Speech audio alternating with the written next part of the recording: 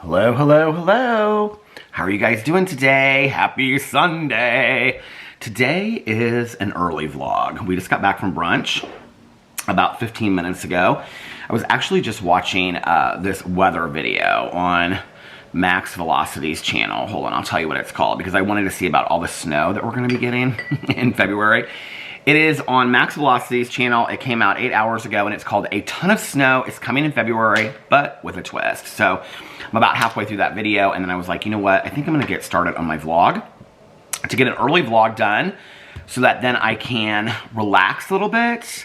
And then tonight is going to be a full evening of TV shows and books and relaxation to get ready for the week ahead. And then tomorrow, I am going to, you know what, you guys can actually help me make my list for tomorrow. You guys can help me make my list for tomorrow of all the videos that I'm going to make because I have decided that I am not going to film any other videos today except for my vlog. So I have my list right here from the other day and then I will start my list for Monday and then tomorrow I'm going to go full throttle. So, hi, how are you? How are you guys doing today? Okay, it is currently 3:23 p.m. on Sunday, and it's actually a little bit warmer today. I didn't even wear a coat to brunch. I will tell you the temperature. I think it was like 33 when we were going to brunch. It says it's 35 right now.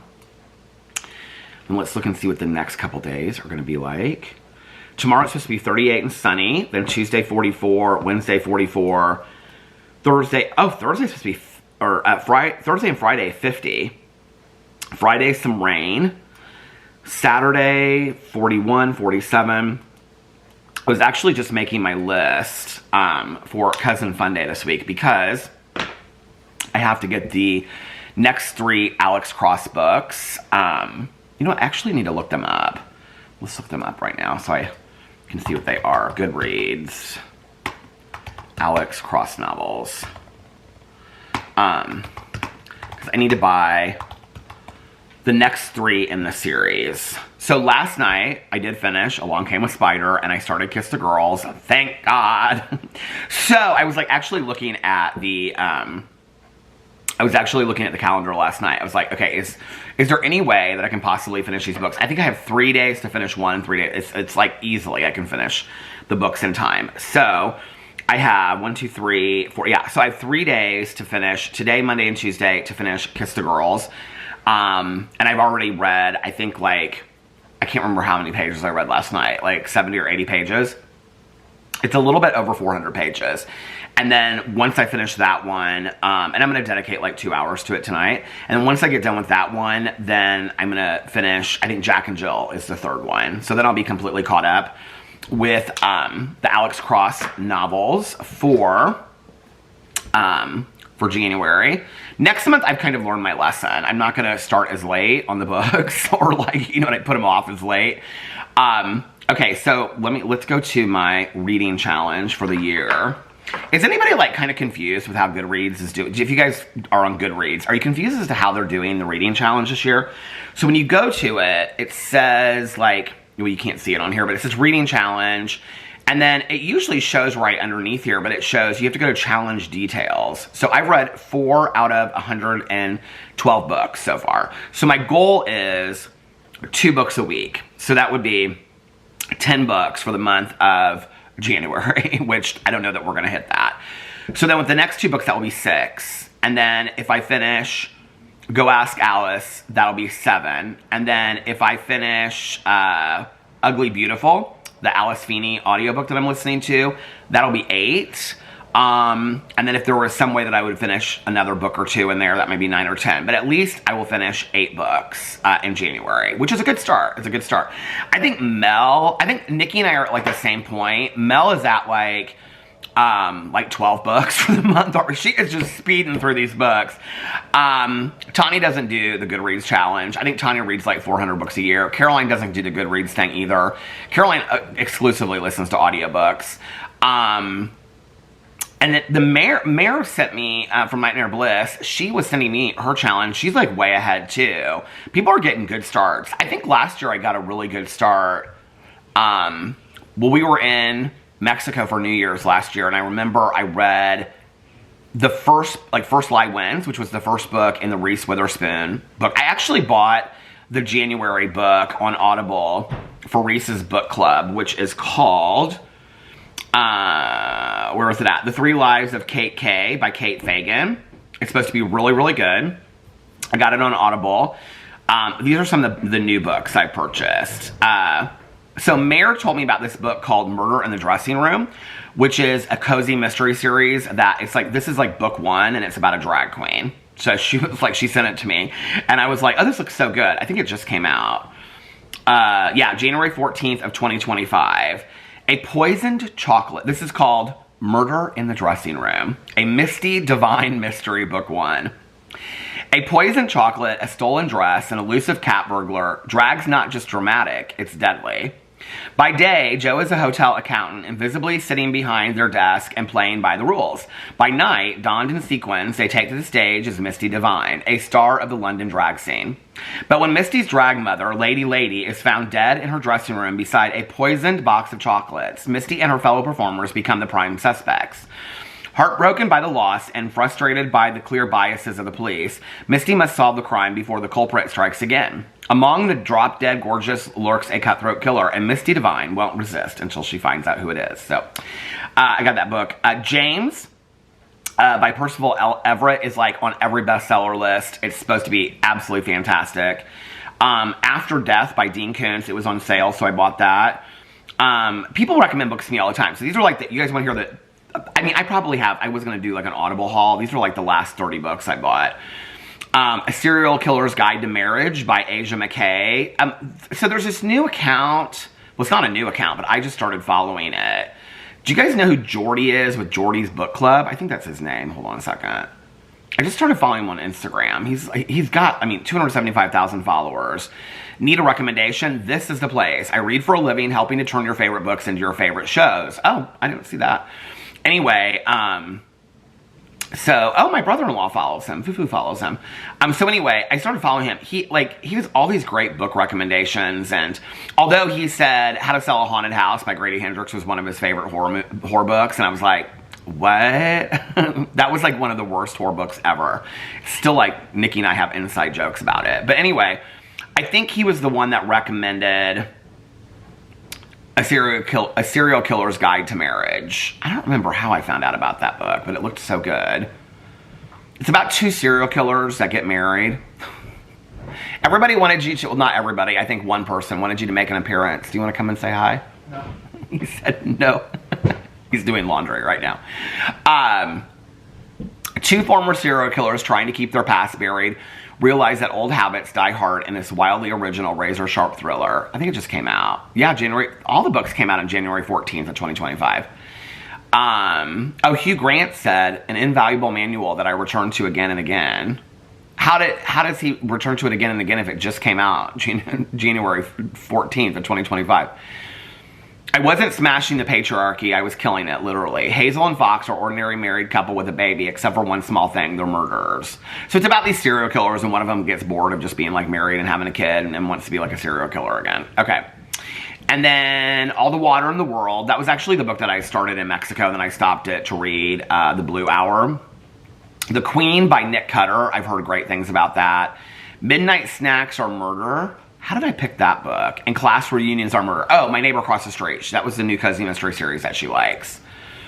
Mystery Magnet by Gregory Ash. That's another cozy mystery thing. Oh, I bought Drinking, A Love Story by Carolyn Knapp. That book, what year did it come out? Let's look and see. If you're in recovery or have any interest in recovery and you've never read this book, it says release date 2012. That's not true. When did that book come out originally? Let's look it up. Now on here, on Audible, it just says, it says Drinking a Love Story. Drinking a Love, it came out around the same time that I got sober. Story, release date, 1996. So, I got it on Audible. I've never listened to it on Audible. This book so powerfully affected me when I first read it. Carolyn Knapp, who wrote it, she sadly passed away. 50 million Americans a year are plagued with alcoholism. 5 million of them are women. Many of them, like Carolyn Knapp, started in their early teens and began to use alcohol as liquid armor. a way to protect themselves against the difficult realities of life. In this extraordinary, candid, and revealing memoir, Knapp offers important insights not only about alcoholism, but about life itself and how we learn to cope with it. So I'm going to read, I literally have not read that book in years, so I'm going to read that. Dry by Augustin Burroughs is probably one of my all-time favorite recovery memoirs, so I bought that on Audible as well. All the Colors of the Dark, that's been on the bestseller list forever. I Found You by Lisa Jewell. The Life Impossible by Matt Haig. Matt Haig was the one that wrote, I think I've only read, have I read 2 of his books? I think I only read 1, but he wrote, what is it called? I absolutely love that book. The Midnight Library. It was so good. I really, really like his style of writing and the way he thinks. Now we're going back. The Boyfriend by Frida McFadden. A Hunger to Kill. 800 Grapes. The Wedding People. Murder on Mustang Beach, which was the sequel to the other book that I read by Alicia Bassett. Oh, and then all the Christmas books that I never got to. I'm trying not to buy a lot of Audible books until I, like, get caught up. So, anyway. I love recovery memoirs. It's interesting, like, when you... I want to see, like, what they say about... I feel like Carolyn Knapp passed... It says, was Carolyn Knapp a smoker? I feel like she passed from lung cancer after she got sober. I feel like that's the story. Knapp started smoking in her 20s and never stopped. She was diagnosed with lung cancer in April 2002. In May 2002, she married her longtime friend and companion, photographer Mark Morelli. She died in Cambridge of lung cancer on June 3rd of 2002. You know, I don't even know if I've ever seen a picture of her. Maybe I have, like, on the back of the book. I own the book here somewhere. I need a... Oh, here, there she is. Oh, yeah, I have seen her before. That book, like, so... There's a couple recovery memoirs that, like, really, really... Like, I still remember to this day. Drinking a Love Story. It'll be interesting reading it all these years later because I can remember so identifying with that book. I remember it talking about, like... And I wasn't even, like, I mean, if I drank wine with my friends, it was just because it was cheap to get drunk. But I remember her, like, talking about sitting at a bar and, like, the legs of a wine glass, you know, like... putting, like, you know, the wine around in the glass, and she would talk about, like, holding a whiskey glass and, like, certain glasses, and just the whole, like, culture of drinking. She talked a lot about, like, the romancing of drinking. And then Drinking a Love Story, Dry by Augustin Burroughs was actually the first book of his that I read. And Alex used to read, like, all of his books. We have all of his books up there because Alex has read all of them, like Wolf at the Table. Alex loves his writing. And so, Dry was, I think, the first book of his I read. And it's about a guy that goes to treatment. And I think it's based on, I can't remember, I think it's maybe called Pride or something like that. It's this gay treatment program. I think it's based on that. But, I can remember reading that, and I just was like, oh my God, this is exactly like, well, not exactly, but this is a lot of what my experience of going to treatment was like. And, I loved that book. And then, I should look up what different, maybe I'm forgetting some of them. Tanya found this book years ago. I don't know when this book came out, but it's called Blackout, Remembering the Things I Drank to Forget. And it is so fantastically done. It's another recovery memoir. I should look up and see what recovery memoirs.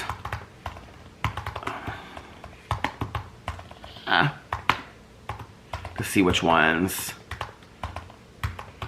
It's always like the ones that you wouldn't think of that like okay, they just pulled up all of these. I have not, like, I don't, Acceptance of Memoir, Heavy, An American Memoir, Drunk Mom. I haven't read any of these. I should probably read some of these. Popular books, The Recovering, Intoxication and Its Aftermath. A Beautiful Boy. Oh, Beautiful Boy was really, really good. But I think it's maybe more for parents. I have actually never read, so that's by David Sheff. Nick Sheff, I think he wrote Tweak about his addiction experience. It's his son. And I actually want to read Drunk Mom now. It keeps on coming up on these lists. Lit, I have, by Mary Carr. I've never read it. Here it is, Blackout, by Sarah Hepola. Remembering the Things I Drank to Forget. That was so good. Dry, it has on here Augustin Burroughs. Beautiful Boy was fantastic. It was very, very sad. The Weight of Air, I've never read. The Unexpected Joy of Being Sober. I've never even heard of some of these. American Drug Addict, My Fair Junkie, Dear William. I've never even heard of some of these. I'm going to have to look some of these up. I'm gonna keep this open. I mean, some of these I own, like Smashed, I've never read. The Russell Brand one, people have like asked me to read. I've never read. I don't really love, like he's not one of my favorite people in life, so I'm not really interested.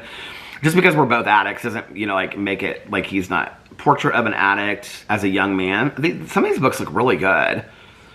If anybody's read the Russell Brand book and you think it's really that good, I would read it. But Piece of Cake. Oh, here it is, Tweak by Nick Sheff. Permanent Midnight's another one that I haven't seen the movie and I haven't read the book. I'm not super interested in that. I don't know why. Quitter, a memoir of drinking, relapse, and recovery. Parched. I'm gonna have to like look these up. Why does it say music? Oh, these are like musicians that got sober. I get it. Maybe I need to like... Oh my God, do you know what we should do? How many book clubs can one person have? What if starting in February, every month, I picked a recovery memoir to read? Should we do that? Okay, I think I'm gonna do that. Here, let me write a post-it note. Listen, life is short. When you have an idea, you should go along with it, don't you think? Recovery, memoir, read along. If you guys like that idea, let me know.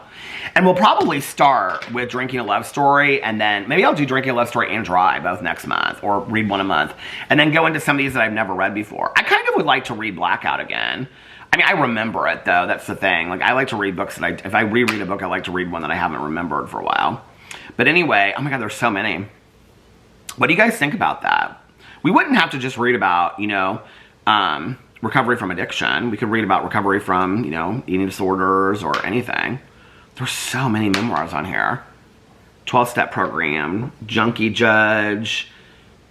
What are all the... I've never even heard of some of these books. The Addicted Lawyer, Ballad of a Sober Man, The Weight of Air.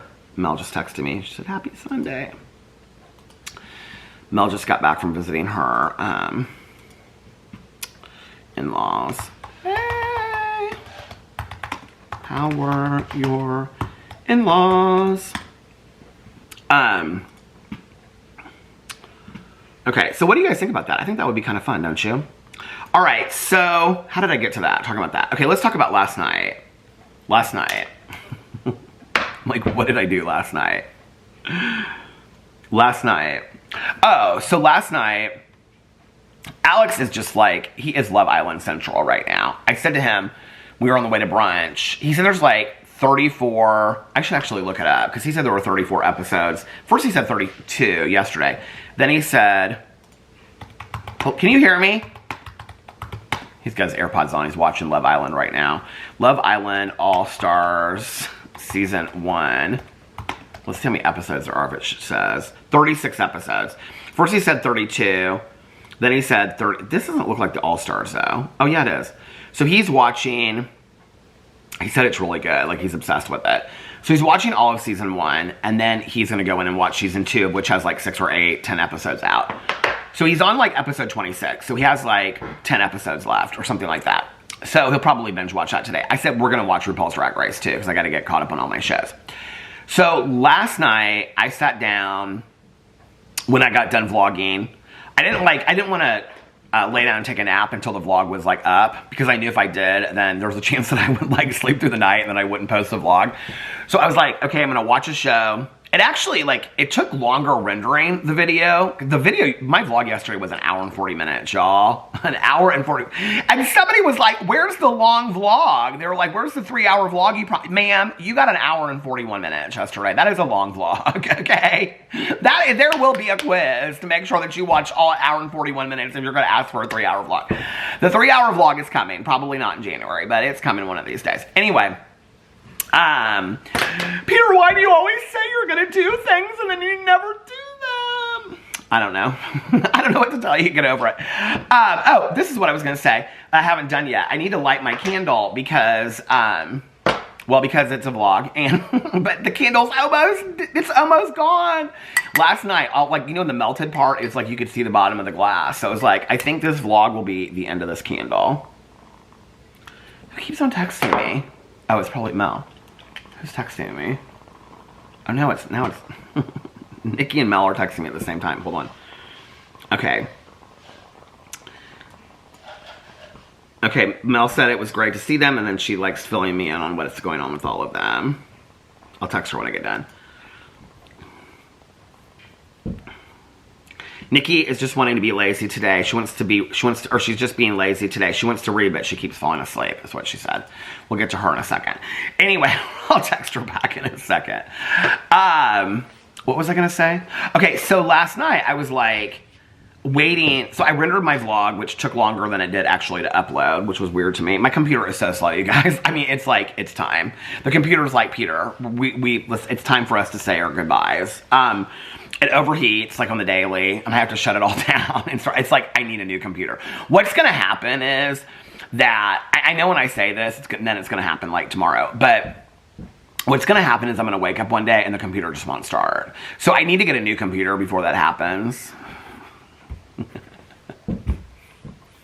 But I don't want to have to, first of all, I just don't want to have to go to the Apple store and deal with all of it and all that kind of stuff. But I need to do that. So maybe I'll put that on my list for Cousin Fun Day. That's not really Cousin Fun Day.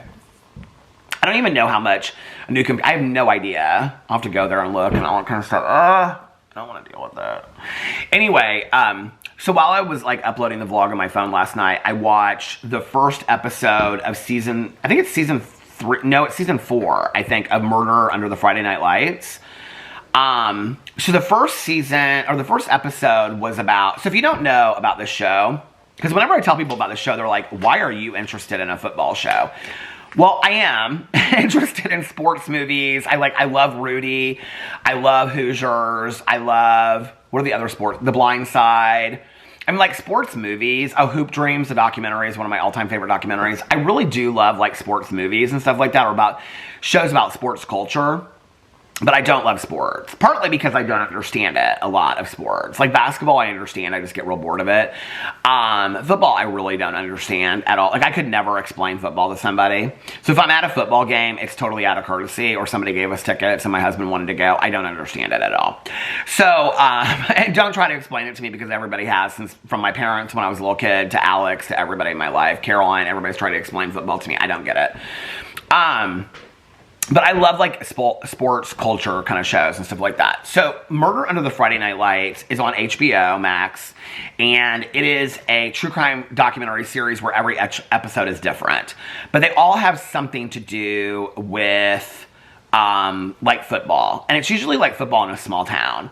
So the first one was about these two football coaches at this, I don't want to ruin it for anybody because it just came out, but it was about these two football coaches at this small school in Oklahoma. I can't even pronounce the name.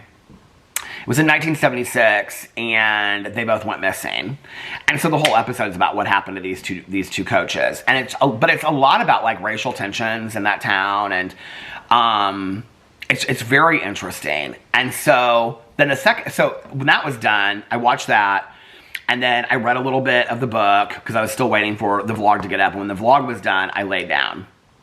And I laid down until about, I don't even know, 12:15, something like that. I actually got up pretty quick last night, because I was like, I got shows to watch, I got books to read. Last night I was like, if you do not finish Along Came a Spider tonight, like, there's no chance you're going to get the books done. Like, you already are, like, having to, like, you know, like, I was like, if you do not finish these books, then you're screwed. Like, you're going to be behind, and you're not going to get behind month 1. You're just not going to. So, I got up pretty quickly last night. Well, so when I got done watching the first episode and reading some of the book, I posted the vlog, and then I laid down. I didn't really lay down for that long. I laid down for like an hour or something like that. So I got up, and I came downstairs, and I lit the candles, and then I read until I finished Along Came a Spider. And then I went to the bookshelf and I got Kiss the Girls, and I started Kiss the Girls last night. And like I said, I got like 70 or 80 pages into it. By that point, it was like 2 or something, 2 or 2:30. And I was like, okay, I like want to watch a show. So I watched the second episode of Murder Under the Friday Night Lights. And that one was, they're really good. They're always really good. Like, I was trying to explain it to Alex, and Alex was kind of like, you're interested in this because it has to do with football. I'm like, it does, but it doesn't. Like, I listened to this one podcast. I think it's season 1. This is actually how I found out about this TV show, was because I think it's called John Brown's Body or something like that. There was a podcast. No. Do you guys know what I'm talking about? It was a podcast, and so I listened to it. I haven't really listened to podcasts anymore. What was the podcast called?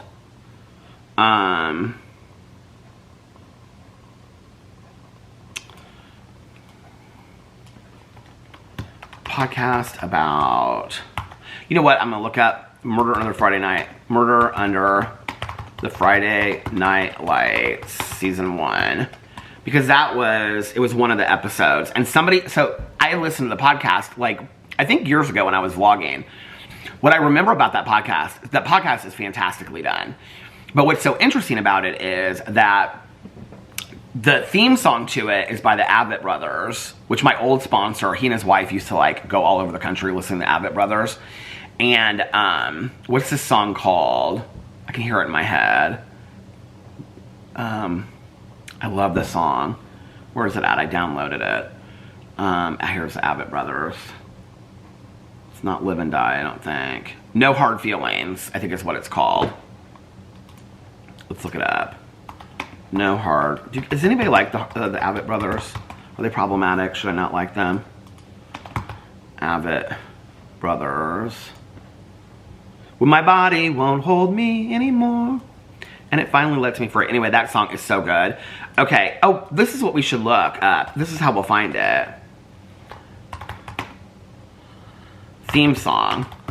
Podcast. Let's see if it'll come up. Why is it not coming up?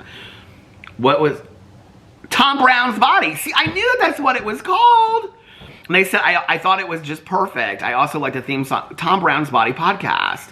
Okay, so anyway, Murder Under the Friday... I'm, like, looking at this because we've got, like, 3 or 4 minutes left. So the episode is called Where is Tom Brown? And conspiracy theories rock a small Texas town after a beloved high school football player mysteriously vanishes. Baffling clues and community pressure pit the local sheriff against a brash private investigator until some very unusual suspects emerge. So it came out, it was season 1, aired January 11th, 2022, and it was season 1, episode 2 of Murder on the Friday Night Lights. Well, I don't know who you are, but thank you for recommending the show to me. So somebody that's watched my vlog for a long time remember me talking about the podcast. And so then they said, oh, that John Brown, you listen to that podcast, they showed him in this documentary series. So that's how I started watching it. I think I actually went in, I don't really remember now, but I think I watched that episode first and then I went back and started watching the show. So each episode, like, I don't even think he played for the football team. I think when he went missing, I think he was like the manager or something like that. I don't even think he ever played football for John Brown. I don't remember. Anyway, but each one of the stories has something to do with, like, some part of football. By the way, the coffee that I brought back from Patachou today is caramel. And it's not good. It's not my favorite. And I, like, halfway through, I switched and I started drinking just the Patachou blend. And when I went up there to get coffee at the end, there was, like, this other guy up there. And he was, like, pulling, like, the Patachou blend. He's like, I guess it's going to have to be flavored coffee. And I go, I usually like their flavored coffee, but this caramel is not good. It's, like, not, I mean, it's drinkable. Oh, by the way, do you guys remember, I don't know if you remember, I don't even know if I showed it on here. I don't think I did it in the haul. Why do I feel like this whole thing is, like, so out of focus? I don't know, but anyway.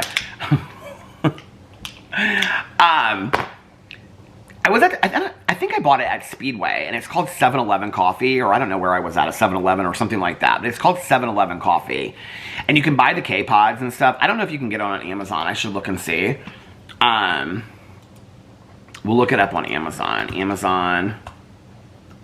See if you can buy it. 7-Eleven coffee. I had my first cup of it last night. Maybe my second. I don't know. Anyway, I don't remember. But it was so good, you guys. It's not showing up. Maybe you have to buy it at the gas station. I got it at Speedway. Let's see if I can find out what it's called. 7-Eleven coffee. The camera stopped. Okay, 7-Eleven coffee your way. No, we want to buy... That's showing me big gulps and stuff.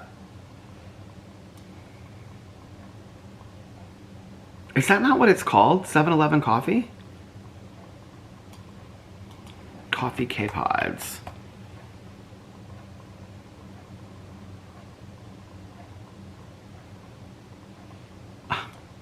Well, now I like want to go over there and get it, but I don't want to. K-Pods. Where did I buy it? Oh, here it is. 7-Eleven coffee. Maybe it's not like 7-Eleven like the brand. 6803. What? For a 24 count? No, ma'am. I got it at Speedway for like $7.99 or something like that. And this one is the it is 7-Eleven, like the gas station. For over 50 years, 7-Eleven has been known as a source for an excellent cup of coffee when you're on the go. Now you can bring home this tradition for $68 though. Why can you not buy it anywhere, I wonder? This is so bizarre that you can't buy it anywhere. I mean, I literally got it at the... Oh, now they're showing it on Amazon. Hold on a second. This is not the one. No. It's showing on Amazon, but like they're showing it, but you can't buy it. It says currently unavailable. I'll have to show you guys. Here, 7-Eleven introduces store brand single serve coffee cups. Well, I'll have to get it for you guys in a second and show you. I don't know where I bought it. Oh, here they're showing them. Anyway, I was really, really impressed with it, and I got it at Speedway. So, I don't know where you get it, but now I've got that Abbott Brothers song in my head. Okay, so anyway, what was I going to say? So last night, I read, and then I watched that episode, and then I was like, okay, oh, the second episode of the Friday Night Lights. So the first one was about the football coaches in 1976. It had like old players and like... I think this woman that was on there never really explained why she was being interviewed, because she lived in the country and the only time she ever went to town was for the games. I liked her though. But her last name and one of the football players' last names was the same. So I think they're like a husband and wife. So anyway, it interviewed a lot of like the football players that were there at the time. Teachers, football coaches. I mean, it's been so long at this point that a lot of people that were in administration have probably passed on. But like people that are teachers now and were in like high school then. It was interesting. It was really interesting. It's kind of interesting when I watch these, like now having like listened to the podcast about like, was it Tom, did I say it was Tom Brown? Hold on a second. Is it Tom Brown or John Brown's body? Tom Brown's body. It's interesting, like listening to like I listened to a whole season and then it's just like one episode on a show. It's like, how many of these stories have like full podcasts or full documentaries about them? It's interesting. Then the second one was about this cheerleader. This happened in like, okay, the friend at the end said it had been 21 years. So I think it happened in 2004, New Year's Eve of 2003 going into 2004. And it was this cheerleader from Fillmore, California. They had graduated and it was a New Year's party like the year after they graduated. Like all the football players and cheerleaders and friends all got together. And she was murdered and they found her like in this drain ditch. And she was like this good girl and she was going to be like a school teacher and all this kind of stuff. The story was so sad. And so it was about like all these like friends and how they got together. That one was really, really good. It's interesting, like I said, like I haven't heard of any of these stories before until you watch them. But I think that Murder in the Friday Night Lights, I like Murder in the Heartland, I like, but I don't think... It like shows conclusively what happens, like this does. This one like interviews, I don't know, like some of the shows that I watch, the true crime shows where it's just like each episode. I don't love the series where it's each episode something different. This is one of the only ones that I like that, where it's like I feel like I watch an episode and it's conclusive. But anyway, so I watched that and then I was like, I don't know what to watch next. I was like, do I start Silo? I mean, I had like, at that point, it was like, I don't even remember what time it was, but I was awake, and I was like, Oh, I think I read a little bit more of Kiss the Girls, and then I was like, no, I want to like start another show. So I was like looking through my shows of like what to watch, and I was like, I don't even know. And then I was like, what was I talking about in my vlog that just came out? And I was like, my stomach is rumbling, I don't know why. And I was like, oh, The Head. I was like looking through my shows, and I was like, oh, The Head, season 3. So it's interesting with The Head because it's very complex, but it's not. Like, you think it is, but when you start watching it, it's like you get into it right away. And I was like, okay, the 3rd season, like, how are they going to keep this up? Because every season's about, like, somebody gets their head cut off. But it's like the 1st season floats into the 2nd. The story keeps up, right? But, like, then each season it ends conclusively as well. So it's not like, it doesn't end on, like, a cliffhanger. Kind of it does, but not really. So I started it last night, and I was like, oh my God, like, each season just gets better and better and better and better and better. I'm always apprehensive about starting it because it's like, it's this, like, this show's, like, above my head. It's about, like, scientific research, but it's really not. It's really about, I mean, it's really kind of the same story each time. It's about, like, a group of researchers are out in the middle of nowhere, and then one of them gets murdered after another, and you have no idea who it does. It's very much like the game of Clue. It doesn't really matter that they're doing scientific research. Like, none of that I figured out by now. Like, none of that really matters. You don't need to understand any of that. You just need to understand that there's, like, a murderer. But there's always, like, some of the same people carry through. So you don't really know who you can trust. It is so well done. And so this one is, like, takes place in the middle of the Sahara Desert. So it's always, like, the first one takes place in this place called Polaris, which is in Antarctica. And the 2nd season took place in this, like, this huge boat in the middle of nowhere in the ocean, like this, like, you know, shipping boat kind of thing. And it's like each one takes place in these isolated areas where it's like nobody can get to them, you think. And so it's so weird. It's really like the game of Clue, but like in these isolated areas. It's really, really good. So I watched that episode last night. I was like, okay, I'm going to bed. I've got 5 episodes left. I went to bed last night literally thinking about the show. Fell asleep pretty easily last night. And then I woke up today. I was telling Alex this on the way to brunch because it really took me a while to get up. So I woke up this morning at like 11 o'clock, went to the bathroom, came back to bed, and I just like, I felt like I was shaking like a leaf. And I was like, just go back to bed. I mean, I literally was laying there and I felt like, if you've ever experienced what I've been through, it's the weirdest thing, right? Because I was laying in bed and I literally felt like I was shaking like this. And I'm like, and I'm looking at the bed and the bed is completely still. But you can't, like, you couldn't tell me, like, you're not shaking. Like, it's why I have to hold up my hand, because I have to convince myself that you're not shaking like it's in my head. I don't even know how to explain it. It's the weirdest thing. And so I finally fell back asleep. I woke up at, like, 1 o'clock. Alex was still, he, like, had gotten up and then he went back to sleep, so he was asleep. And I was still, like, at that point I had, like, a really bad headache. I felt really shaky. And I was like, I don't even know that I want to go to brunch. So I kind of laid there, and then, like, I fell back asleep for a little bit, and then I woke up at about 1:30, we both did, and he was like, are you okay? And I was like, I don't feel good today. Like, I feel really shaky. I don't know what's going on. And he was like, it's weird, like, how it just comes and goes. I was like, yeah, there's no explanation to it. I can't figure it out, you know? And so he's like, well, if you don't want to go to brunch, he was like, we don't have to go to brunch. And I was like, no, like, I want to get out of the house. Like, I mean, I'm not going to get out of the house again until, like, well, if I go to a meeting with Tanya on Tuesday, it just depends. But then Caroline on Wednesday. So I was like, no, I want to go to brunch. Plus, I knew that, like, getting out of the house would make me feel a little bit better. I thought. So it did. Like, you know, I got up and I brushed my teeth and I washed my face and, you know, did, like, my little skincare stuff. And, I take, like, it's interesting because, so I take, you know, I've taken those Thorne vitamins for a long time. You know, I take vitamin supplements that my, you know, my primary care physician has suggested to me and things like that. It kind of seems like it's not related to that, because sometimes I take them and I don't feel any different. And sometimes I take them and I do feel different. It's just kind of like, I think it's like me waking up. I really think it has something to do with what a couple people said about the cortisol things. I don't know. I mean, I'm very thankful that it's not happening every day. Today was not a good day to start. But by the time that we, like, got to brunch, I felt much better. I just have kind of learned that I got to kind of push myself through it a little bit, you know? So yeah, so we went to brunch, and then Alex actually didn't get coffee today. He got a Coke, and he brought a Coke home as well. And then I got this cup of coffee. Well, first I had the caramel and I didn't like it, so I went and got just a pâtisserie blend.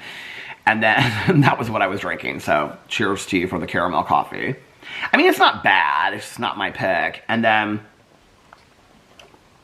I got the Fat Rabbit on an everything bagel, not toasted. Sub the ricotta cream cheese for herb cream cheese, add extra onions. The red onions I love.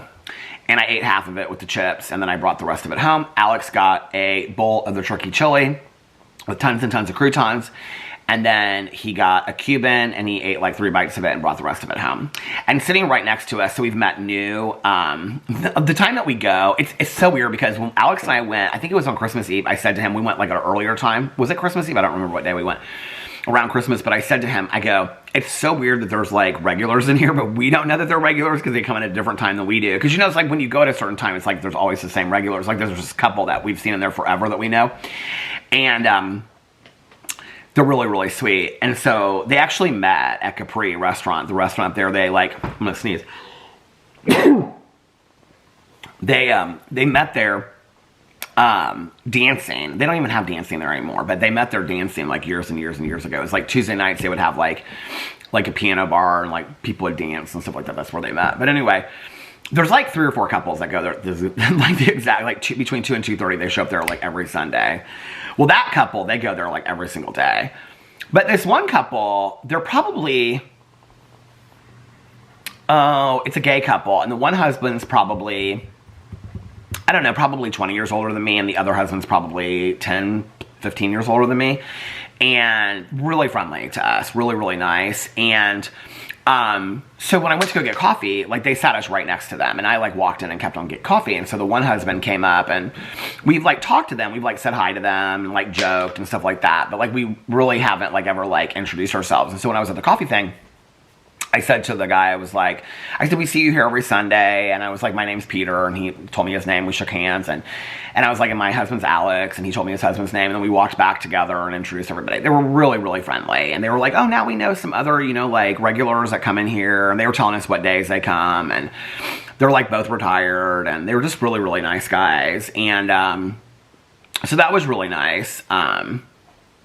It's interesting because the one guy is like walks on a cane and stuff like that, and I didn't ask, but you can tell they've been together for a really, really long time. The other guy like assists him and all this kind of stuff, and I mean, they're like an older gay couple, and they're really sweet, and I was like, and it was really cool seeing that, you know, like, I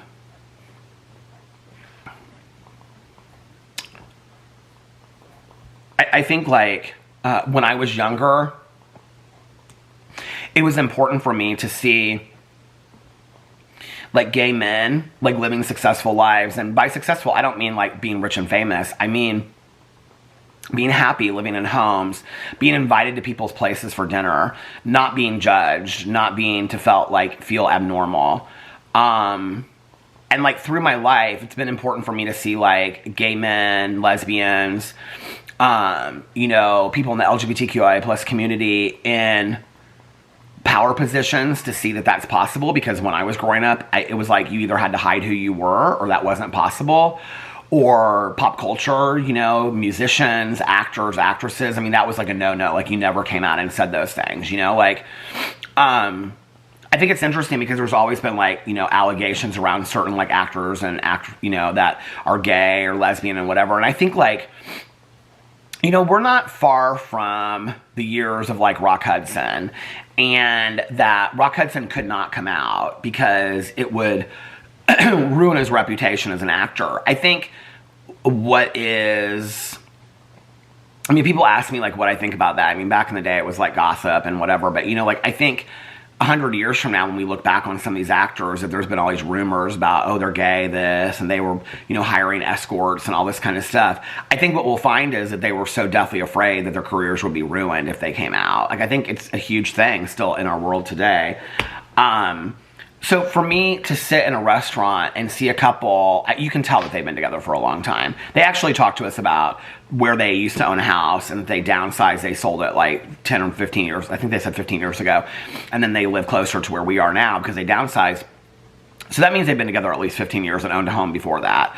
To see that together and to see them older and taking care of each other, like, I don't know, like, that's a huge thing for me, you know? It's interesting, like, when we meet couples, like, on vacation, and they'll be like, oh, well, like, they'll be like, yeah, we just celebrated our 10-year anniversary. How long have you guys been together? And we're like, 16 years. They're like, 16 years? They're like, you guys have been together for a long time. We're like, yeah. I mean, I think that people just always kind of expect with gay couples that you'll say, like, oh, you've been together, you know, like 3 years or 6 months or whatever. You know, it's like, I mean, we have so many friends of ours that, you know, gay and lesbian couples that have been together for 10, 15, 20 years that, you know, one of my best friends that's a lesbian couple have been together. So they got married. They were together like 5 or 6 years before that. They got married the year that I got together with my ex, which was 2001.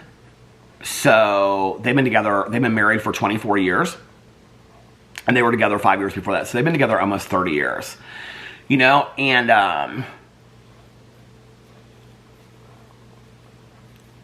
I'm not really sure what we have to do to convince people about the seriousness of our relationships of people that don't take it serious. You know, I don't know what we have to do about that. Like, I think in the climate that we live in right now, to question or to judge or to put down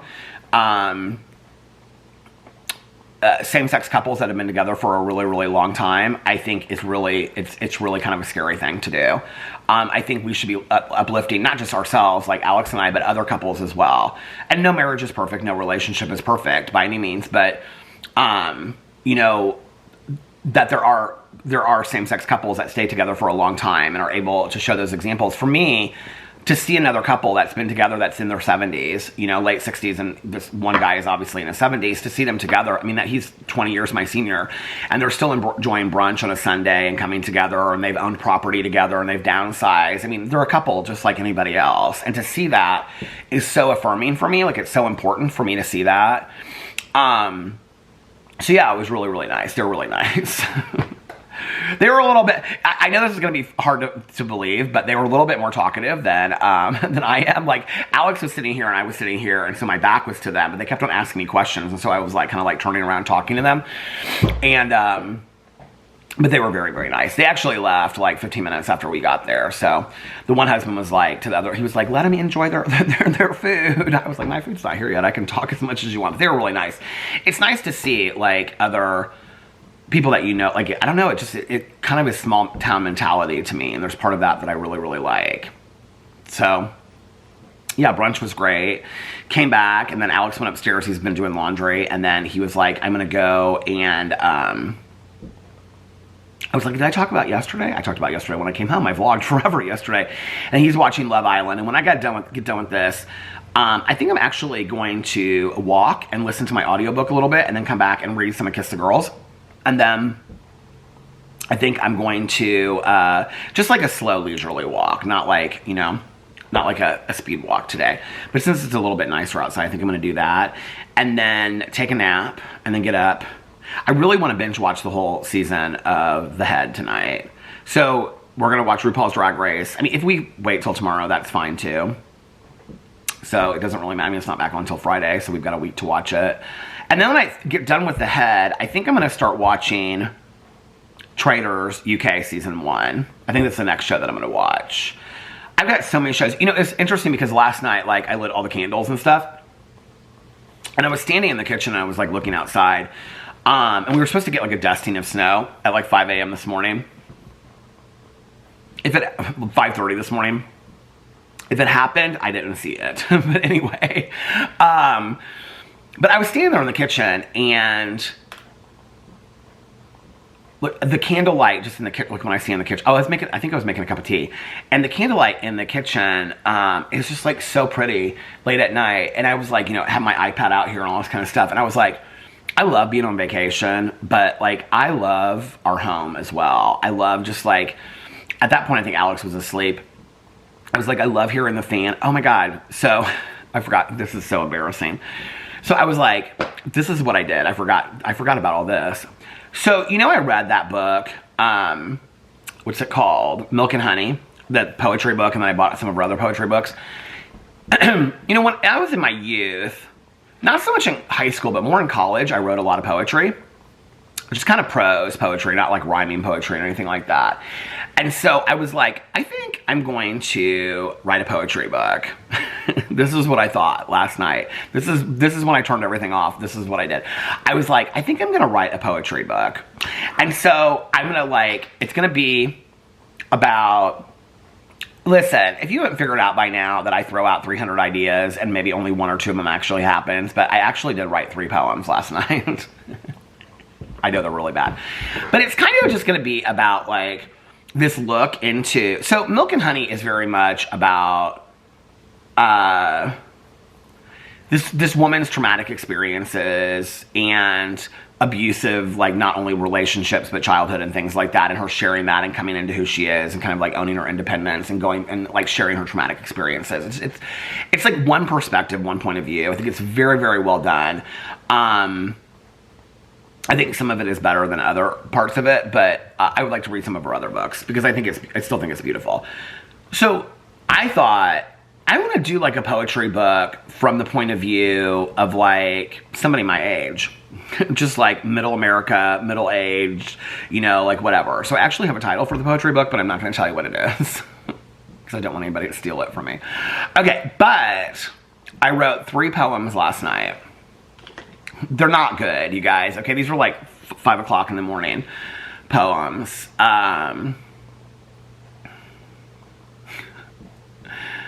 Do you guys want to hear the first one? Okay. The people that hate me are going to live for this. Netflix and chill hits different when it's not a pickup line, but a good Saturday night, or a Sunday, or a Tuesday. 1:36 a.m. on the microwave in the kitchen. And the dog yawns from his bed on the floor, turning and turning until he finds his perfect place, settling back into sleep. The backdrop soundtrack of a top 10 show binging on the television. Candles lit, a fan whirs, past the open window of a hot August night. Still, so very still outside, and hot, and sticky. No breeze to find a dancing partner. You take a sip of a Diet Coke, and you think it would be nice to be a dog.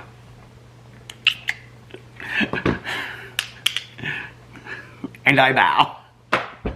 That was my first poem that I wrote last night. Do you want to hear another one? These will probably go in the trash, just so you know, okay? This one is about, this one was I had to change names and stuff. There is this neighbor that lives down the street. I don't know her name, but we always wave at each other when I'm getting the mail. Like we're good friends, but we're not at all. Her dog's name is Heather. I know because I've heard her say it.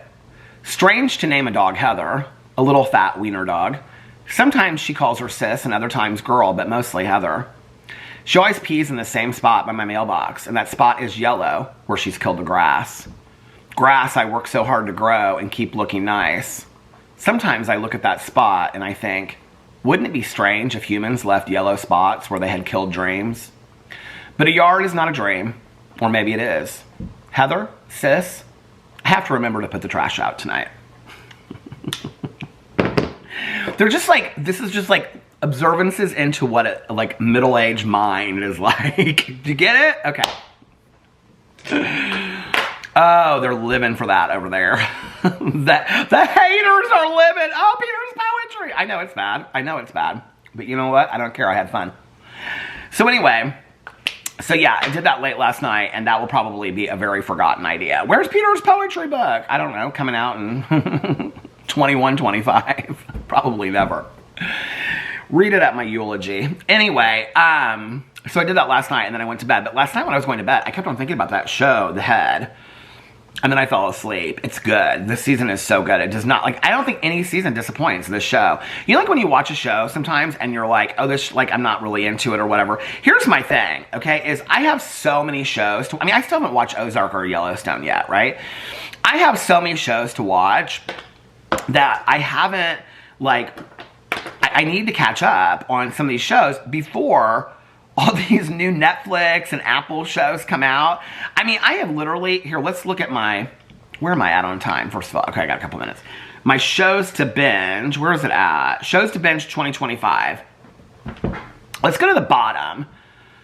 American Primeval, Lockerbie, Red Eye, Shining Vale, Landman, All of Us, Squid Game, the Lisa Frank documentary I still haven't watched, You Would Do It Too, Apple, Where's Wanda, Apple, Disclaimer, Apple, Slow Horses, Apple, Before Apple, Silo, oh, Friday Night Lights, not Murder on the Friday Night Lights, but the football one, The Agency, 6 Feet Under. You know what I didn't put on here? Those two, The Night Agent and The Apprentice or whatever, they're both back. Not The Apprentice, the Agent or whatever, The Night Agent and whatever. And well, Black Doves, finish that. Earth Abides. Oh, I can add that. Sweet Pea. Oh my God, I'm knocking some of these off. Fanatical. That was I'm not watching that. That was the Sarah Teagan one. I got halfway through that. It was boring. Anatomy of Lies, didn't watch it. The Triangle, The Sinner, Chernobyl. So many people have asked me to go back and watch Chernobyl. I got through like 2 episodes of it. I think it's an important show to watch. I don't think it's the greatest show. I was kind of surprised that so many people were like, oh my God, it's so good. Is it? I mean, I think there's a lot of important shows that are not that great, or that are a lot greater than that. The Triangle, okay, I'm not watching that one. That's stupid. The Sinner, Chernobyl, I don't know if I'll go back and watch that maybe. Longmire, Daryl Dixon Season 2, Criminal Minds, You. I've never watched You. So I read the book the first year of Peter's book club before it was a true crime book club. That's how Mel like got into the show. We read the book by, I can't remember what her name is. Something, Carolyn Neff or something like that. Or am I thinking of the woman that wrote Drinking Love Story? The Midnight Club, Mom, The Old Man, Season 2, Virgin River, Discovery of Witches, Mayfair Witches, Lady in the Lake, The Accident, Twin Peaks, Buffy the Vampire Slayer, Umbrella Academy, Outer Range, The Strain, Prison Break, Harper's Island, The Leftovers, Interview with the Vampire, Travelers, Station 11, The Bear in the Dark, Broadchurch, Columbia, Mayor of Kingstown, Reacher, World Beyond, The New Look, Man in Full, The End of the Effing World. I think it has 2 seasons out now. 100, Sherlock, Game of Thrones, Dexter, Handmaid's Tale, This Is Us, Ozark, Below Deck Mediterranean, half of 5, 6, and 7, then I'm done. Below Deck, all seasons from the beginning. Real Housewives of Miami, half of 4 and all 5. Real Housewives of New Jersey from the beginning, but I'm not doing that until I know what's going to happen with the show. Real Housewives of Potomac from the beginning. Deliver Me, The Veil. I don't think I'm going to watch The Veil. I started it. It was not great. Tanya was like, that show sucks. Goodbye Earth, Sugar, Grey's Anatomy, and Yellowstone. And I could probably add 10 more shows to that list. I did The Night Agent. I need to add that on here. What are the 2 that are coming back? The Night Agent, and there was another one. What was it called? Where did I have it? I have it on my notes somewhere here.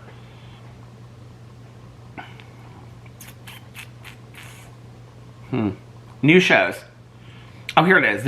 Here's my new show list. The Night Agent, Paradise, that comes out this week. Oh, The Recruit, that's what I was thinking of, not The Apprentice, The Recruit, Season 2, comes out this week.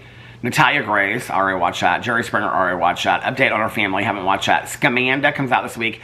Murder at the Hotel, I don't know what that is. And Murder Under the Friday Night Lights. Oh, I've actually done pretty good with watching some of those shows that came out in January. Okay, we're keeping up. Snows, I stopped listing the snows. Oh my God, things I need to buy. Okay, I do want to tell you guys about this because I have made a list of things I want to buy. And I did buy the tan leather slides yesterday. I bought those so I can take that off my list. But I'm going to buy the Happy Wax sub box. And I also want to buy the Valentine's Day waxes that they have because I'm almost out of all of my Happy Waxes. I've been really good about the waxes. Since like I bought the Christmas ones, I haven't bought any more. So I think I have 2. I have like 10 or 15 bags of Happy Wax. I have like 2 bags left, and they're like both like evergreen and pine, and then I'm out of the Happy Wax. So I think I'm gonna do the subscription box. It's expensive, but I think it's worth it the more I've looked at it. But I also have on here, so the Happy Wax sub box, and then the Glory products. I don't know that I'm gonna buy those. What was the other ones that I was looking into? Why can't I think that I said yesterday?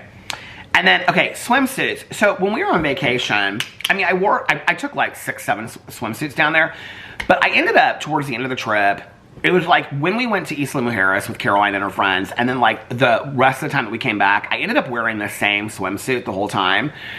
It's such a comfortable swimsuit. It fits me so well. I actually think it looks cute on me. which, let's just be for real, like, I don't have a great body. So the fact that I felt really comfortable in this swimsuit, so if you're looking for like a men's swimsuit that's very comfortable, the brand is Bare Bottom. Do you guys remember when I bought the shorts from them as well? The swimsuits I looked are like $45. They have like, the one I have is navy blue, but they have like, the camera stopped. They have them in stripes. They have them, the short, okay, let me look it up. Hold on a second. Bare Bottom clothing. I have to tell you, the two shorts that I bought, oh my God, they got some short, those are from Shein. Those are, okay. Everyday adventure clothing. So I might buy some of their pants and stuff. I actually might do, oh, they're having a 10-year anniversary sale. Huge markdowns on winter essentials. Okay. Oh, I might go in here and look at some of this stuff because their stuff fits me so fantastically, you guys. The shorts that I bought, I don't remember what, here, the shorts, I'll tell you what the ones that I own. So the shorts that I bought are, is it the stretch chino short? Yeah, the shorts that I bought for Cancun are the stretch chino shorts. They're $40 marked down from $50. They come in like 8 colors. I absolutely love those shorts. And they come like mid-thigh. They're not too short, but they're not long at all. And I really, really like them. Okay, now the swimsuit, because there's different kinds of swimsuits. I will tell you the one that I really, really like. It is called, I think it's just, they have like, it's stripes, Nantucket stripe. Okay, the one I have is just navy. Where is it? It is, I think it's just the Stretch Slim Solid. They have it in black, aqua. So the one I have it is in navy. It's $45. They have it in jade. They have it in dark purple, military green. So I'm going to get it in a couple different colors. I think I'm going to get it in black. I might get like a print too. So it's not the board short. They have it in this bright blue. I won't be getting that. Or red, probably not. They have it in coastal shade. They have different like prints. I like this Hampton stripe. So they're all $45. You guys, these swimsuits are so comfortable. I'm really, really impressed with this brand, Bare Bottom. So it's B-E-A-R, like a bear, and then bottom. The anniversary sale. Let's look and see if they have one sale here. I think they have women's clothes too. Or maybe not. I thought they had women's clothes too. So they have corduroy 5-pocket pant. I don't like how they look at the bottoms of them. These clothes look cheesy to me. But like I said, I'm really impressed with their clothes. Stretch chino pant, worth $65, now they're $50. I would maybe buy those. Stretch jogger. Alex likes that kind of stuff, I don't. Oh, their shorts are on sale. Oh, maybe it's the volley short. No, it's not the volley short that I got. It's the stretch chino. Their stretch chino is actually on sale. They've got some t-shirts on sale. They've got shorts on sale. Socks, sweatpants. The tech short. I think I ordered the tech short too. Wait a second. My swimsuit's not the tech short, is it? No. No, but I like those tech shorts to work out in. I might get those. So you can get the shorter inseam or the longer one. Oh my God, they're marked down to $25. So they're like workout shorts.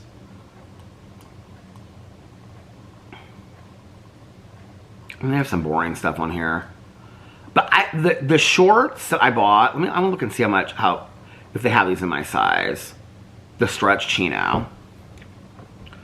Okay, so I got them the 5, okay, I got them in extra larges. Yeah, they have every color. I'm gonna go in here and buy a couple more of these shorts because I really, really like these. No. Wait. No, it's not the stretch chino. Because the ones I have, you tie. Shorts. Hold on a second. In case you guys want to order, I don't want to tell you which one it is. Stretch short.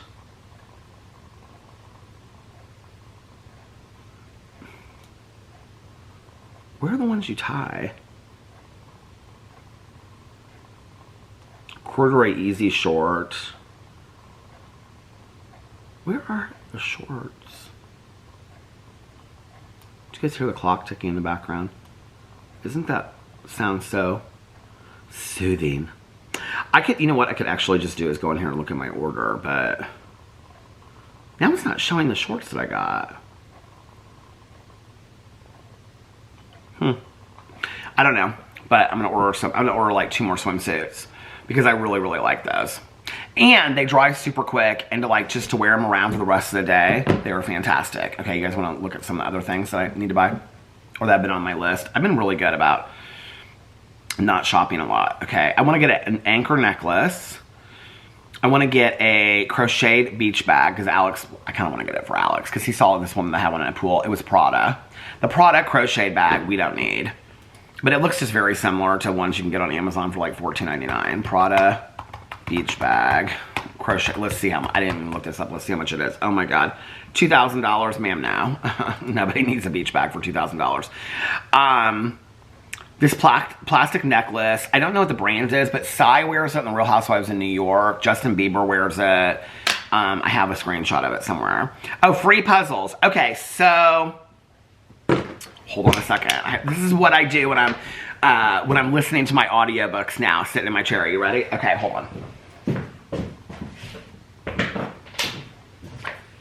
So here's my iPad, okay? Oh my god, are you guys so excited? Hold on a second. Okay. You guys excited to see my new puzzles? Oh my god, what is going on here? Why won't it open? Okay. So the puzzles that I got, a couple people reached out to me. So the puzzles that I got are, this one's called just Jigsaw Puzzles, and I have completed 4 of them so far. Okay? And they go up. Like the one I'm doing right now, I think has like 100 and something, 144 or something like that. Here, I'll show you where I'm at. Continue solving. No, we do not want to restart. So this is the puzzle that I'm working on right now. Can you see? And so you just move the pieces from down here. Like you just you move them up. It's just like literally like a puzzle board. This puzzle right here is really, really hard. But I love it so much. Okay, so I got that one. And then the other one I got was this one called Jigsaw. And they're kind of cheesy ones, but I like these as well. And it has cozy houses. Now, the ones I bought were the ones that you could go in and pay $9.99 for no ads. Because I downloaded one that was free.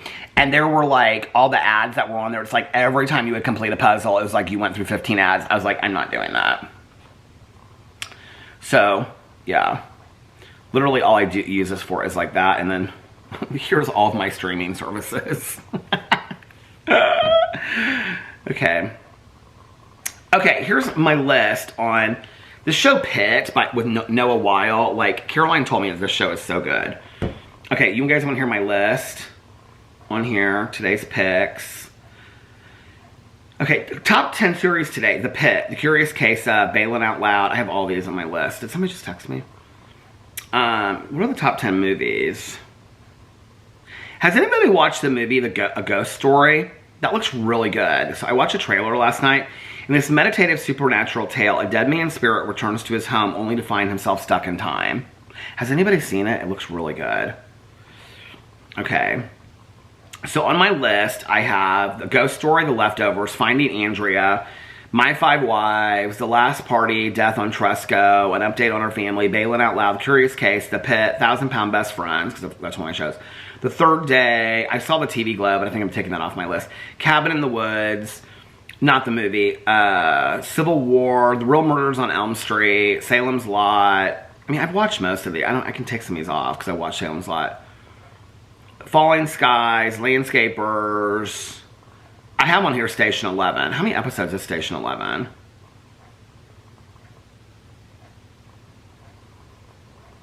10. Maybe I should watch that next.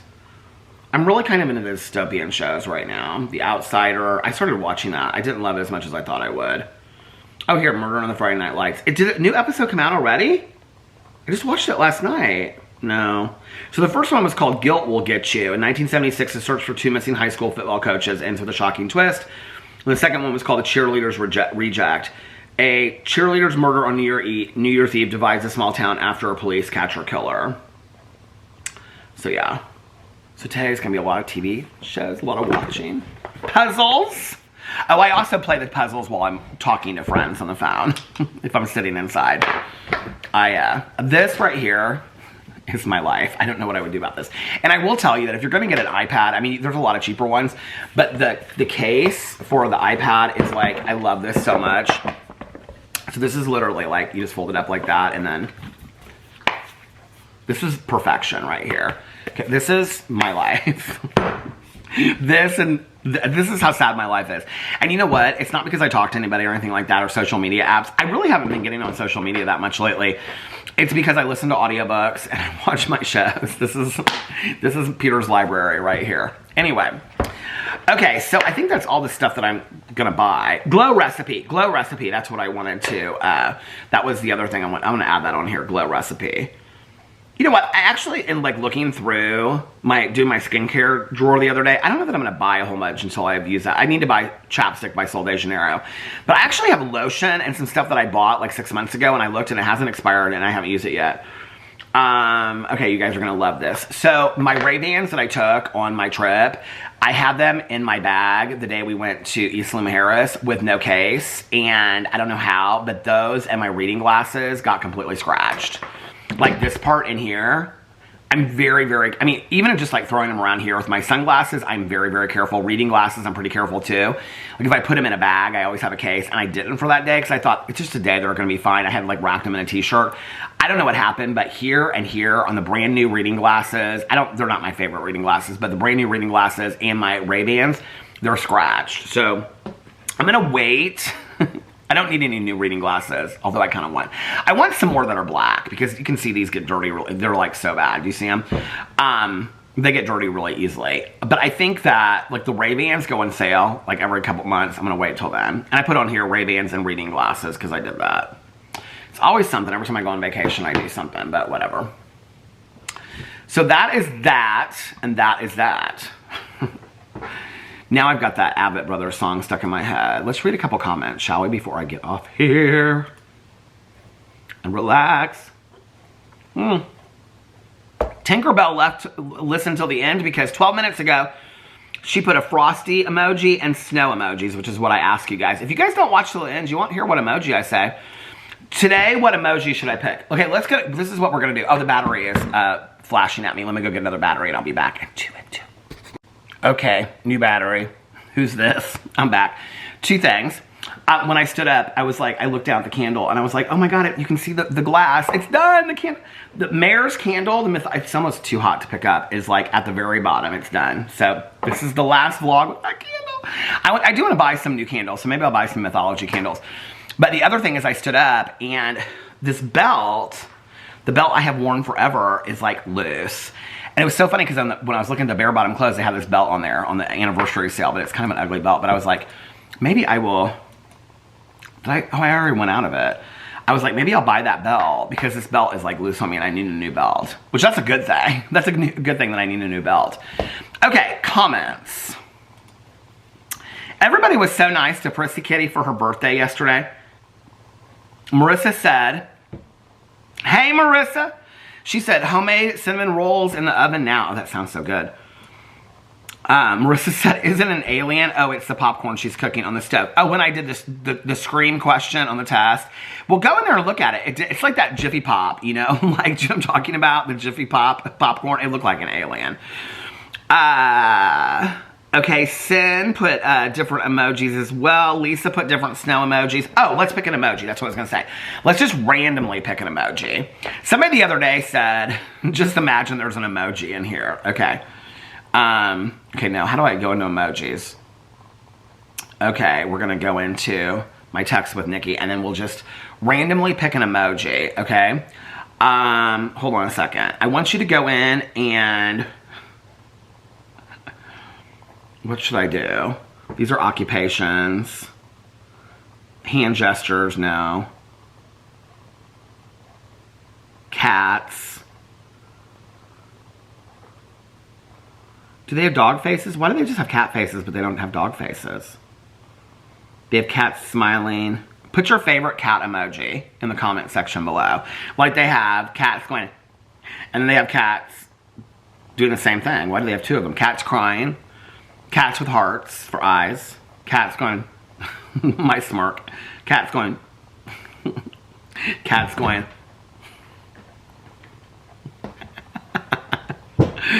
I know somebody's gonna be like, Peter imitating the cat emojis is my favorite. A cat crying with one tear, not two tears. A cat looking mad, and then this thing, the heart thing, circa 19 or 2016 YouTube. So your favorite cat emoji in the comment section below, if you made it this far and you're still listening. Okay. But Lisa, Sally, and Sin, they are all good listeners. C. Pacino said, I have a pair of Golden Goose. Got them on sale at Nordstrom Rack for $250. Okay, so here's my thing on Golden Goose. Well, first of all, I don't think today I don't think people wear them as much as they used to, but these are really, I wear them sometimes. Well, last year I think I wore Nike Air, like black ones to Ultra. These are the only ones that I think are really comfortable, but these are so heavy.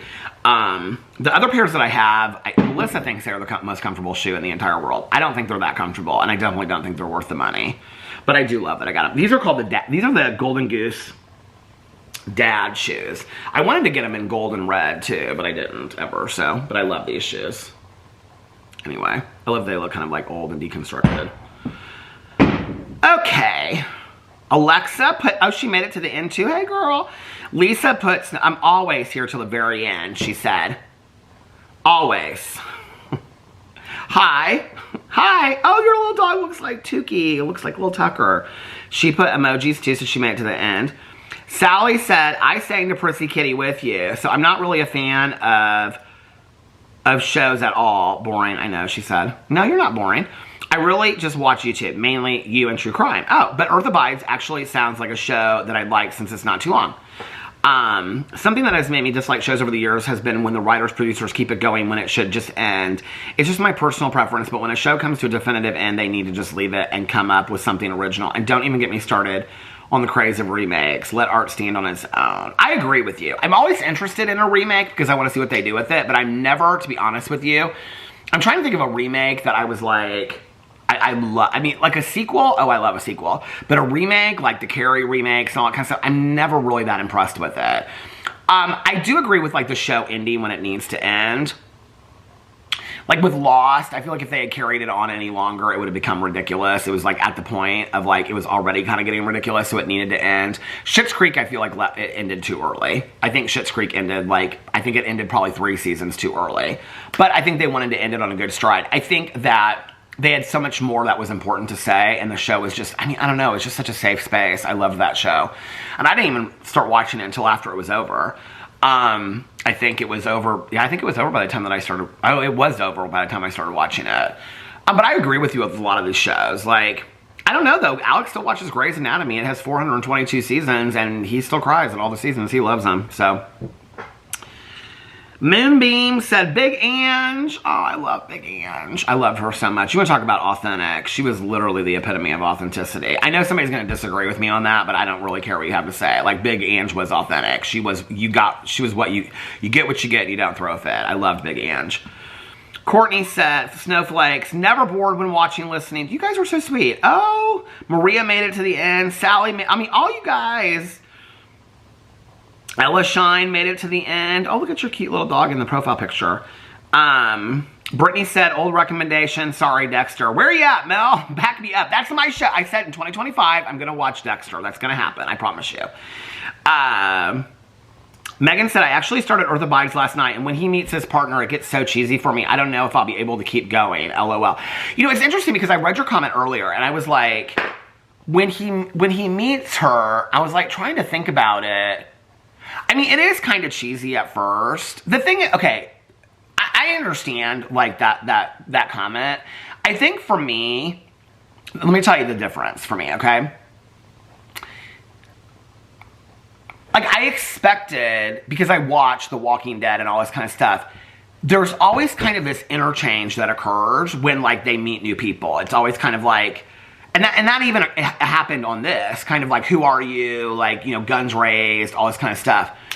I think what was important about this show was that it showed the importance of humanity, of who we could be if the world was starting over. That we're not necessarily, all of us, living in this zombie apocalypse where we're selfish. I think that's one of the reasons why, like, Rick was so attractive to the whole like Walking Dead universe. I'm gonna put my shoe back on. It feels weird just to have one shoe on. Is because like he was a badass, but he was also like humble and kind and really cared about people. I think that one of the reasons why people like Negan was such an ass, but people started like, at first they loved him because he was such a badass with Lucille the Bat and stuff like that. But then over time, what like made me really love Negan was that he grew out of that. I think people love a comeback story. They love the ability to change. I think that, I'm not saying there weren't cheesy moments in the show. The show to me was such a real example of what could happen if the world ended. That it didn't have to be about us fighting each other and hoarding and attacking one another. That it could just be us kind of like just living in the earth, you know? And like, the purpose of the show wasn't to show... I think that's the other thing, is like the purpose of the show was not to be about like this exciting show. It was supposed to show like really the possibility of what could happen, you know? You know what's interesting is, Mara was messaging me last night about the book. But I understand your take on that. I totally understand your take on it. And I'll be honest with you, like you said, you don't know if you can continue. I don't know that it's going to get, if it'll change for you a whole lot. I mean, if you're at that point and you think it's kind of cheesy, it probably won't get a whole lot. But I'm just being honest, okay? It didn't feel cheesy to me, but I can understand how other people would see it that way. I totally can.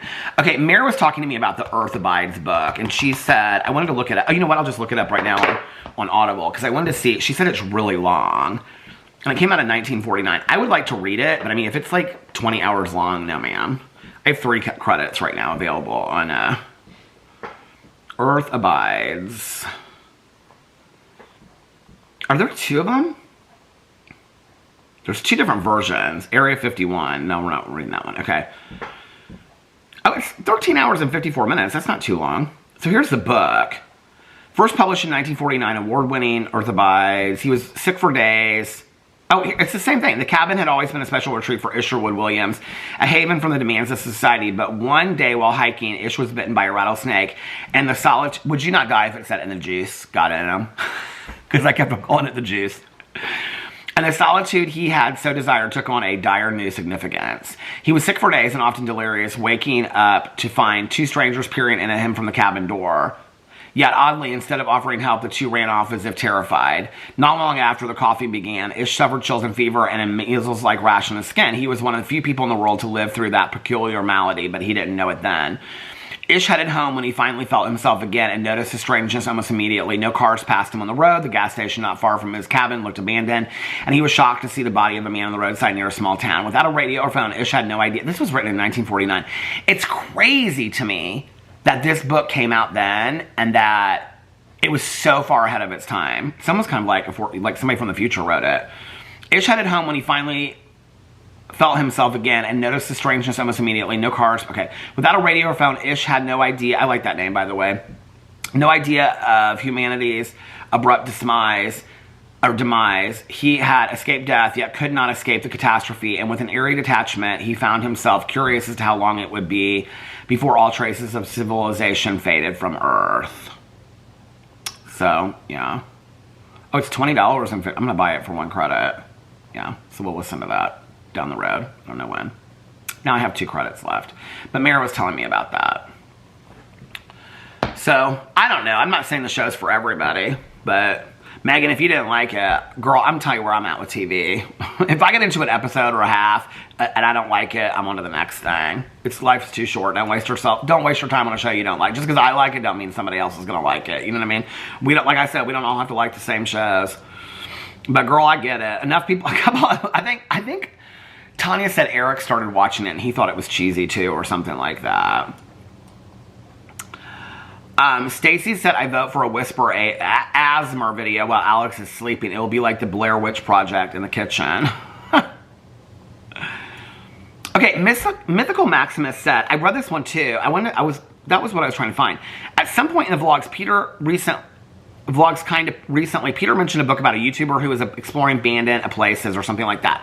Okay, I don't think it's out yet, actually. It was when I was reading... book, okay, wait, it's a 2025 book. It's a new book that's coming out. I think I read it on Goodreads, maybe. Book about influencer. I don't know if it's a YouTuber. Oh, no, no, no, no, no, no, no. I know what you're talking about. You're talking about the Denise Mina book.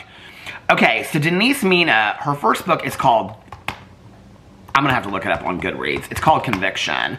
I don't remember what the second book is called, but I read it last January.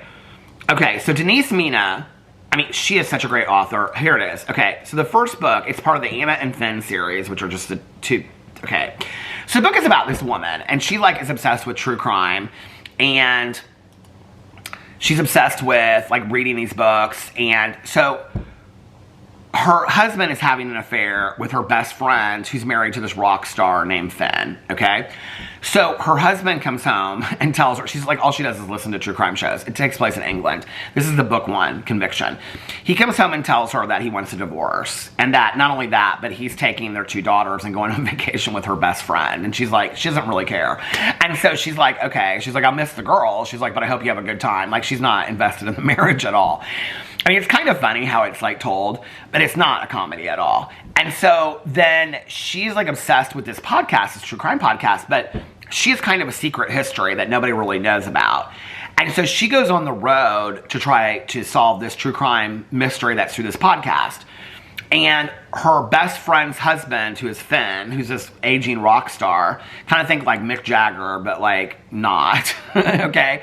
He, like, goes on the road with her, and the two of them, they don't really have, it's not, like, romantic. They just become friends, and they start solving this true crime. That's the first one. So that one came out, it's so weird to me, it has 3.53 ratings. It's one of the best books I've ever read, mystery books. That one came out, I don't remember what it came out, May of 2019. Okay, so the second one, is there a third one already? No, the second one is called Confidence. And that came out, I believe, it was just published in 2022, but I think I just read it last year. And this is what it's about. So the book you're looking for is called Confidence by Denise Mina. Deception, theft, murder, all you need is confidence. A brand new escapist thriller from the award-winning author of Conviction. When Lisa Lee, a vulnerable young woman, vanishes from a pretty Scottish seaside town, Anna and Finn find themselves at the center of an internet frenzy to find her. But Lisa may not be the hapless victim her father thinks. She had an unsuccessful YouTube channel, and her last film showed her breaking into an abandoned French chateau with other herb exers and stumbling across a priceless Roman silver casket. One day after Lisa vanishes, that casket gets listed for auction in Paris. So it's about this YouTuber, and she goes to abandoned places, and they find something that's worth a lot of money, and then she goes missing.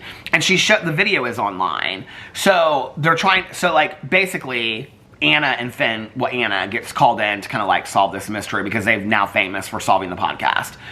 And that's how it all starts. I would read the first one. If you're going to read it, read Conviction first, because number one, it's a series, but you wouldn't have to, but it's so good, you're going to want to read. You wouldn't get to really know Anna and Finn and the other people if you don't read Conviction first, but Confidence is just as good. And it got an even lower rating than the first. It got 3.19. Her books are so good. I can't even believe that.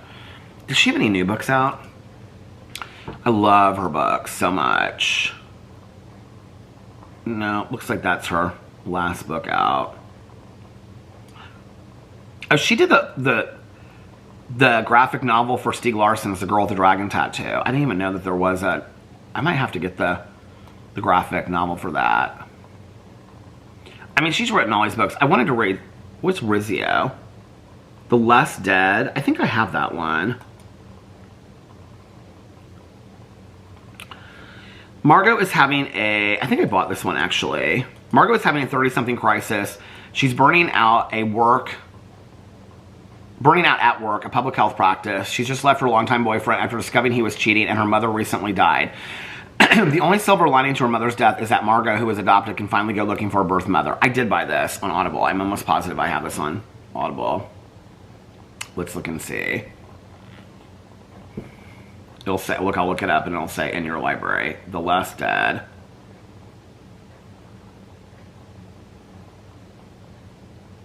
Why is it? I hate autocorrect. In your library, it says. What she finds is an incomplete family. The only person left is Nikki, her mother's older sister. Aunt Nikki brings upsetting news. Margot's mother is dead, murdered many years ago, one of a series of sex workers killed in Glasgow. The killer or killers has never been found, Aunt Nikki claims. They're still at large and sending her letters, gloating letters that include the details of the crime. Now Margot must choose, take the side of the world against her dead mother or investigate her murder and see that justice is done at last. Darkly funny and sharply modern. Denise Mina's latest novel is an indelible, surprisingly moving story of daughters and mothers, blood family and chosen family, and how the search for truth helps one woman find herself. I love her books. I might have to read that next after I get caught up on these Alex Cross novels. Anyway, leave that up there as well. All right, you guys, I vlogged. I was only going to vlog for like 45 minutes or an hour to let people get caught up, but I vlogged a little bit longer than I thought I would, so I think I'm going to get off here now and bid you guys, well, good night, good afternoon.